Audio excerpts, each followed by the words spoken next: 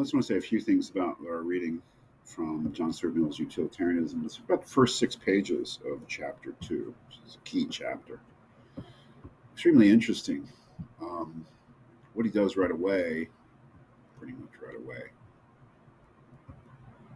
uh, is give you what the actual principle is, the foundation of utilitarianism, where he says the creed which accepts as the foundation of morals utility, or the greatest happiness principle, holds that actions are right in proportion as they tend to promote happiness, wrong as they tend to produce the reverse of happiness. That's it.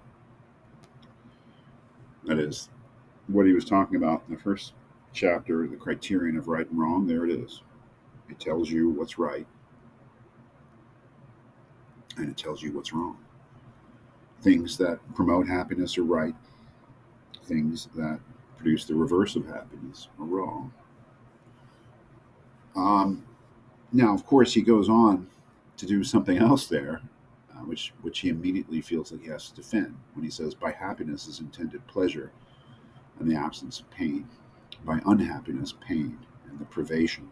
Remember, privation, taking away of pleasure. So we get a rule, criterion for right and wrong, and then we get, which includes, of course, the notion of happiness, but then we get a definition of happiness as pleasure. And the absence of pain, and unhappiness is pain and the privation of pleasure.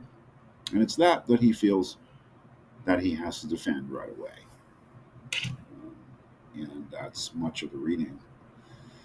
Where he says right away, "Now such a theory of life excites in many minds, and among them, in some of the most estimable and feeling purpose, inveterate dislike." Why?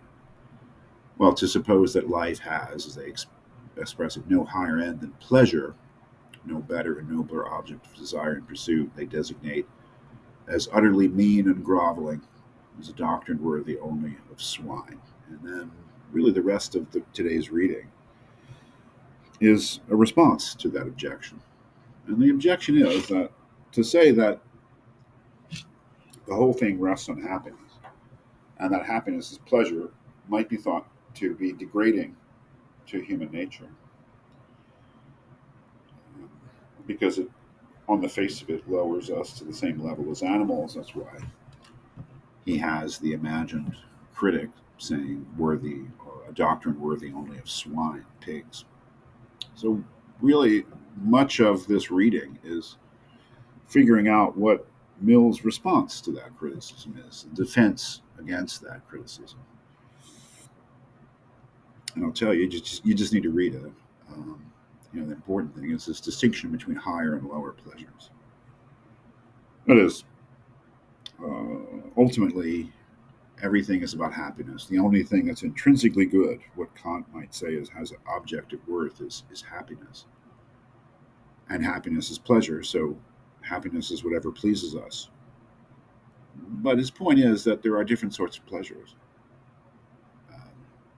And yes, the basis of human morality is human pleasure, but human pleasure, not the pleasure of pigs or other animals. And humans are capable of. Just read it. I mean, the most famous thing is what he says about Socrates. It's better to be Socrates dissatisfied than a fool satisfied. It's better to be a human being dissatisfied than a pig satisfied. If you can understand that, you understand this whole point.